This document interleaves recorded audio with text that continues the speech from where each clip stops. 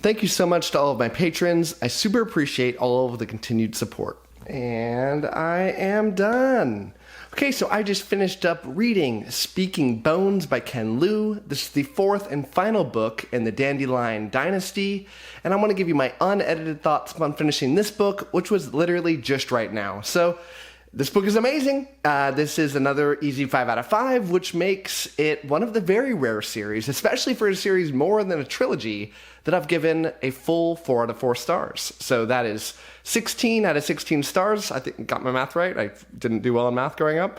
but yeah, this is a perfect series. And I'm so happy that I was able to give this last book a high score. I was worried going into it because, man, how many times have you read a series that the ending just kind of fell flat? It's hard to nail endings, but this is wonderful. In fact, as I'm thinking about it, and I look at the 4 books in the series, I think this is my second favorite book in the series after the first one. I just love the writing style of the first one. It's very different than the other 3, but I think it's got to be my second favorite, which would also make it my second favorite book that I've read this year.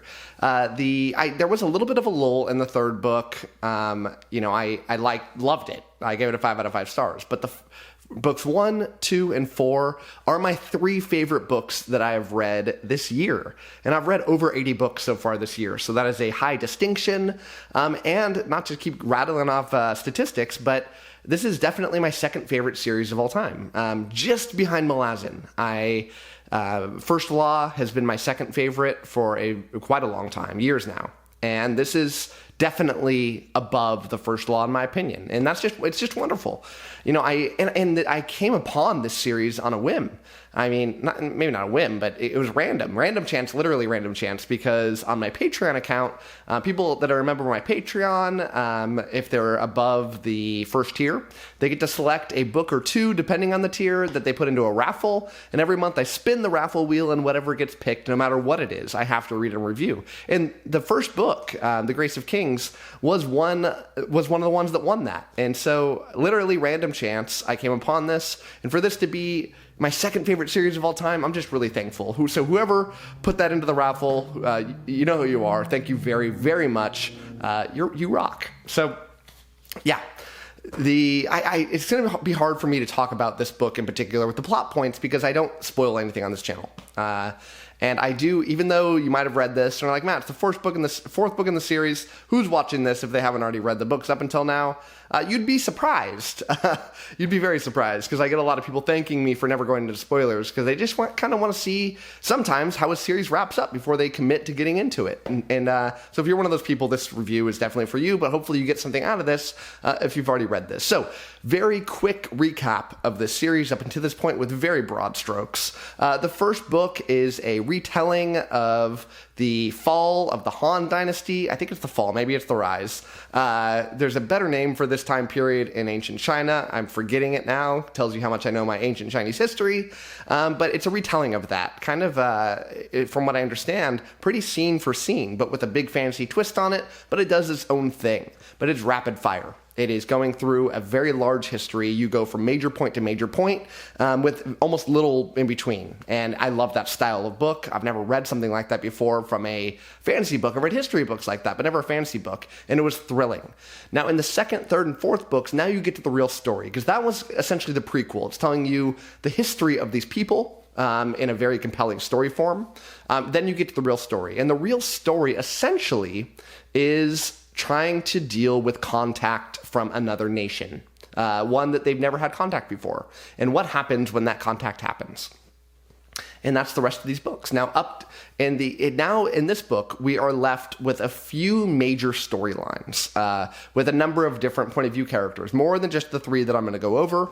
But there's definitely some main characters. I can't go over them all because there are a good handful of them, and they kind of change between each of the books. But by this point in the story, we have a dynasty that is the Dandelion Dynasty, and they control this mainland, and there is strife from within and strife from without. They're trying to deal with these enemies. And so those are 2 major plot points. You're dealing with the internal conflict, the external conflict, but then you have this other storyline dealing with the other continent and something going on over there. I won't say anything more specific than that. But I will tell you what I think about these things because, we spent a fair amount of time on all three of these. And we spent a lot of time with the other continent near the first half of this book. It certainly wasn't the whole first half of the book, but a decent amount of that. And I didn't love it, to be honest with you. At about the 50% of the way mark, I was talking to some people on my Discord channel who were asking me what I think about it so far. And I was like, if I had to rate it right now, I'd say it's my least favorite of all the Dandelion Dynasty books. It just, it had some high points to it, but we resolved the conflict over there, whatever it is, so I won't ruin it. But then we lingered. We went on this other kind of quest. There's two main characters we follow over there. One of them had a very interesting storyline where a lot of action and drama and political intrigue happens. The other one is a very slow burn that never really goes anywhere. And it stayed its welcome a little bit too long, and I started to lose my interest in the story. Then we shift to majorly going on the home continent and the drama and the political drama that we have going on there. And I loved it from that point forward. In fact, at about the 50% mark forward, it slams on the gas and doesn't let up until the very end of the book. And that's a very long time to go pedal the metal. This is about a 1,000-page book. It's a little bit over 1,000. So to get about 500 pages of intense action sequences, wrapping up storylines, major reveals, major character twists, and trying to reveal the truth behind the internal thoughts about these characters and why they've been doing things for many books until now, was sublime. It's some of the better 500 pages that I've ever read. It's just truly top class. And I can't thank Ken Liu enough for delivering such a perfect ending to this story, because the ending to the story is not, fairy tale, perfect, nice ending, happily ever after kind of story. And of course it's not. If you've read it, even the very beginning of this book, this is a kind of true to life type of story. And real life doesn't have these nice little tight bows on it. And I had no idea where the ending was going to go. But the ending that we got was wonderful for so many different reasons. Because not only did we get nice conclusions that felt earned to all of these different storylines, but the true genius of it was that you really got to understand who these characters are inside themselves. And what I mean by that is there's characters that have been up until the later part of this book that feel, and they might not have started like this way, but at a certain point in the story, they feel black and white. They feel rather evil, or they feel incredibly good.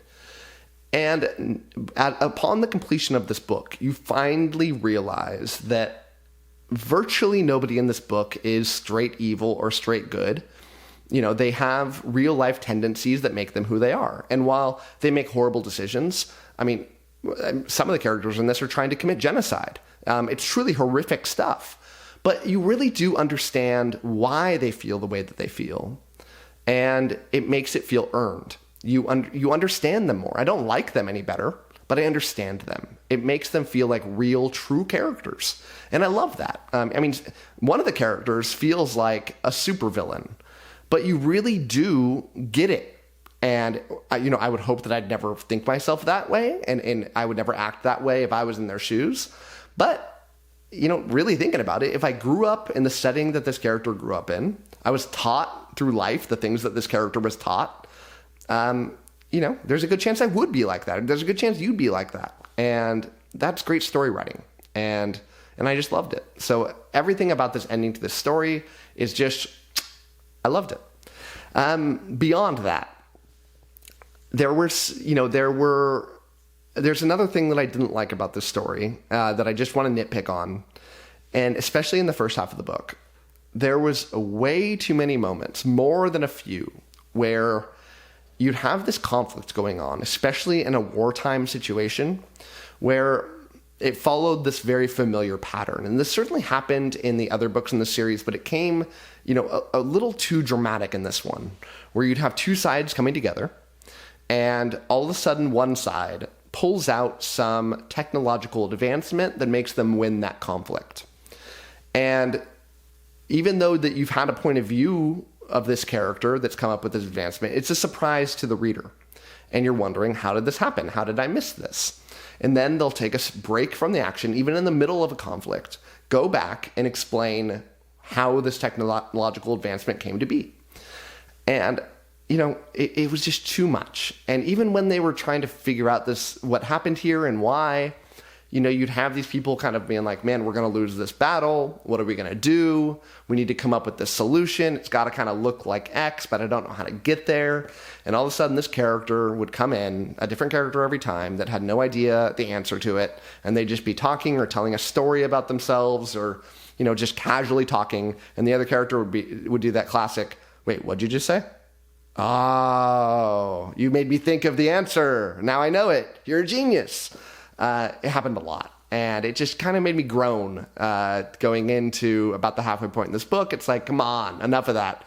Ken, you know, once, twice, maybe 3 times in this whole series, that would have been, you know, acceptable, but we're getting to too many times. But, you know, other than that, you know, this is a perfect story and a perfect ending.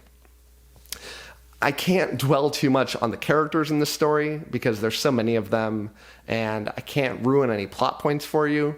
But I truly love them all. I love everything about this book, other than these things that I've mentioned. So I don't really need to dwell on. Go buy the series. Start with The Grace of Kings. But do note that The Grace of Kings is very different than books 2, 3, and 4, and you might not like the style of the first book. It really does read like a history book. I love history books, but it reads like that.